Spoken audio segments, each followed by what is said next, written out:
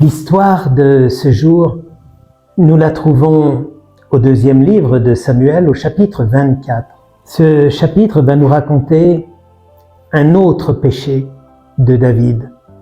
J'ai parlé du premier péché de David qui a pris la femme de son général et qui a fait tuer son général.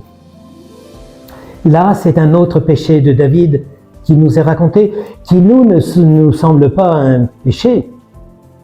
C'est que David va décider d'un recensement. Ça, pour Dieu, c'est un vrai péché. Pourquoi?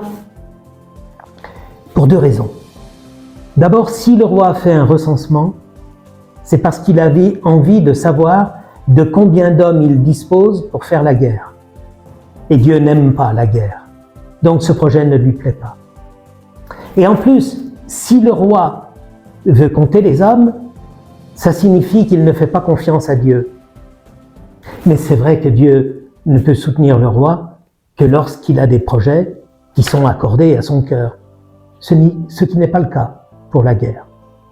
David sait que le recensement est un péché, mais il le fait quand même parce qu'il veut savoir de combien d'hommes il dispose. Alors, Dieu, comme pour le premier péché, va lui faire comprendre que ce qu'il a fait est grave. Et alors il lui dit, ce péché que tu as commis, je dois le sanctionner.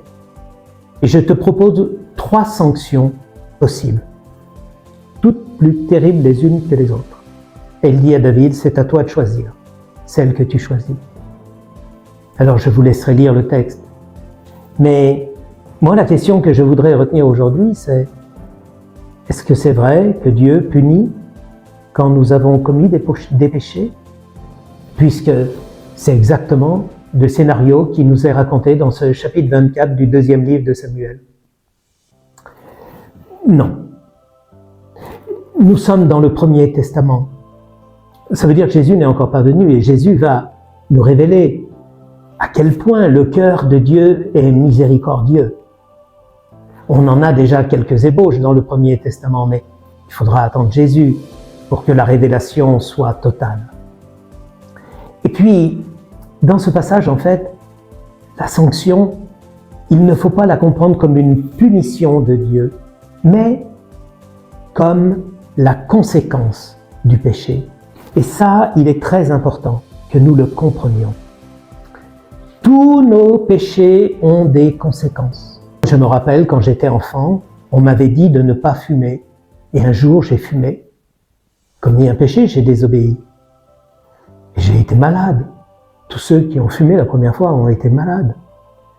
Et alors, enfant, j'aurais pu dire, enfin, j'étais plus tout à fait un enfant, mais j'aurais pu dire, Dieu m'a puni. Non, Dieu m'a pas puni, c'est la conséquence de mon péché. Tous nos péchés ont des conséquences. Si je grille un feu rouge, c'est un péché, j'ai pas respecté la loi. Eh bien, je peux avoir un accident ou causer un accident grave. C'est pas la punition de Dieu, c'est la conséquence de mon péché. Alors, il serait important que nous comprenions que tous nos péchés, même les petits, ont des conséquences sur nous, parce que le péché nous abîme, nous sommes faits pour l'amour, pas pour le péché. Le péché a des conséquences sur nos relations avec les autres, parce que souvent les autres sont en cause dans les péchés, et je ne les ai pas traités avec suffisamment d'amour, et ça va avoir des conséquences sur ma relation avec eux.